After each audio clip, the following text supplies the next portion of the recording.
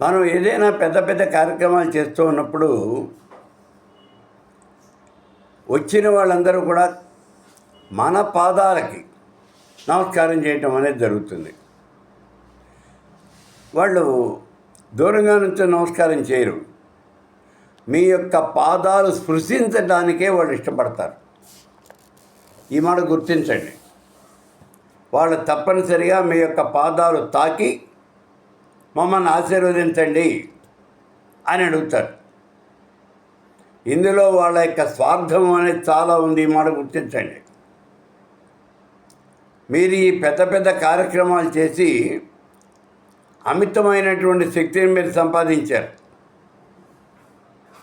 వాళ్ళు ఏమీ చేయకుండా మీకు నమస్కారం మాత్రమే చేసి మీ దగ్గర ఉన్నటువంటి శక్తిని పట్టుకెళ్ళిపోతున్నారు.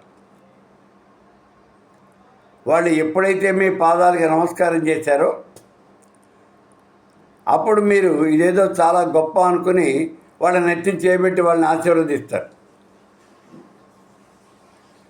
కాలి యొక్క వేళ్ల చివరల నుంచి అలాగే చేతి యొక్క వేళ్ల చివరల నుంచి మనకు ఉన్నటువంటి శక్తి కాస్త ప్రసరిస్తూ ఉంటుంది. వాడు ఎప్పుడైతే మన పాదాలు తాకాడో అప్పుడు మన శక్తి వాళ్ళకి వెళ్ళిపోతుంది. వాడి చెయ్యి మన నెత్తిని ఎప్పుడైతే పెట్టాడో ఈ చేతి ద్వారా మన శక్తి అనేది వాళ్ళలోకి ప్రసరించేస్తుంది. ఇలా మన శక్తిని వాళ్ళు పట్టుకెళ్ళిపోతారు. మమ్మల్ని ఆశీర్వదించండి స్వామి అని అడుగుతారు వాళ్ళు. మీరు ఏదో గొప్పగా ఫీల్ అయిపోయి వాళ్ళని ఆశీర్వదిస్తారు. వాళ్ళని ఆశీర్వదించారు అంటే మీలో ఉన్నటువంటి శక్తి చాలా వరకు వెళ్ళిపోతూ ఉంటుంది. ఈ విషయాన్ని గుర్తించండి. ఇక్కడ ఇంకో విషయం తెలుసా, మనుషుల నుంచి వాళ్ళలో ఉన్నటువంటి గుణాలు భావాలు అవన్నీ కూడా బయటికి వస్తూ ఉంటాయి.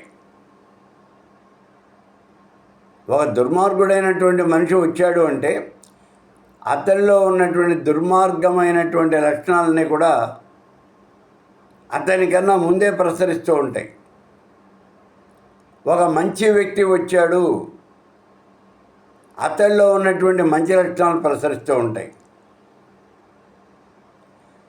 మీరు చూడండి, ఇప్పుడు దశరథ మహారాజు పిల్లలు కావాలి అని యాగం చేస్తూ ఉన్నాడు. ఆ రోజుల్లో పుత్ర సంతానం కావాలి అని యాగాలు చేస్తూ ఉన్నాడు. అలా యాగాలు చేస్తూ ఉన్నప్పుడు ఋష్యశృంగుడిని పిలిచి పుత్రకామేష్టి చేయించాడు.